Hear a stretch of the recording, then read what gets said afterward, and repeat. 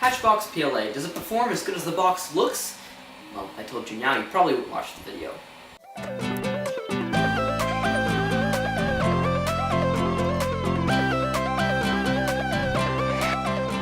You can currently get Hatchbox PLA for around $22 on Amazon. Down in the description you can find a link to several colors. The filament came very nicely packaged. I was actually quite impressed in the box.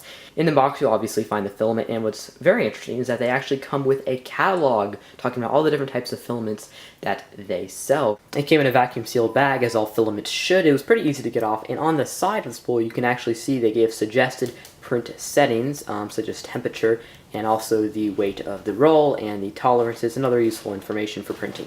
Here's a tip: always keep the silica gels that come with your filaments and then put them in the box where you store your filaments to keep your filaments as dry as possible. PLA is known for absorbing moisture from the air. I've actually never printed with green filament, so I was really interested to see exactly what tint Hatchbox provides. The tint of green you see on the camera is much, much duller than it is in real life. I'm going to go ahead and adjust the colors here. This is what it looks like to the naked eye, but because of the white balance on cameras, it does seem to dull down a bit. For the first print, I chose my Maker Coin model. The Thingiverse link to this will be in the description if you want to print one out yourself. And it turned out really good. For a first print, I am totally satisfied. There was some slight warping, but that's just because my build tech sheet on my printer is getting a bit old, so I was having poor first layer adhesion. But other than that, it turned out really good.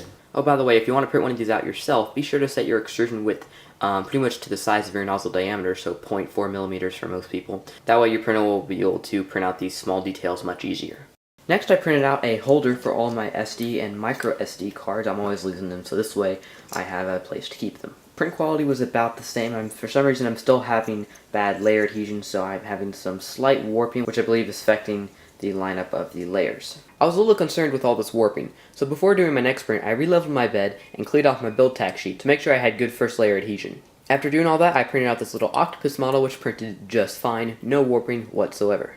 This Hatchbox filament performed quite well. I'm quite happy with the way the layers lay down very well. It has a very nice finish for most PLAs. It's not as glossy as some PLAs. It's definitely a PLA gloss, but not nearly as glossy as some. And at only $24 a kilogram, this filament is definitely a steal. The only complaint about this filament that I have is that it doesn't do a very good job at adhering to the bed. It does take a bit of time to find the right layer height to get it to stick, and this build tack we're talking about, so that would be one thing that could be improved upon it, but that's a very minor detail compared to all of the other wonderful qualities of this filament. Also, I believe this is one of the strongest PLAs I have ever printed with, which is weird. Usually PLAs between brands don't really change that much in strength, but this stuff is really strong. I cannot break off. Dang. It takes a lot of pressure to break off one of these legs on this octopus, and that's really unusual for PLA. Most other PLAs I work with are a lot more brittle than this, so very interesting that it is still PLA, but it has a bit better strength quality. That will about do it for this video. I was not sponsored by Hatchbox in any way. I just like the filament. I wanted to do a review of it for you guys. I'm Josiah.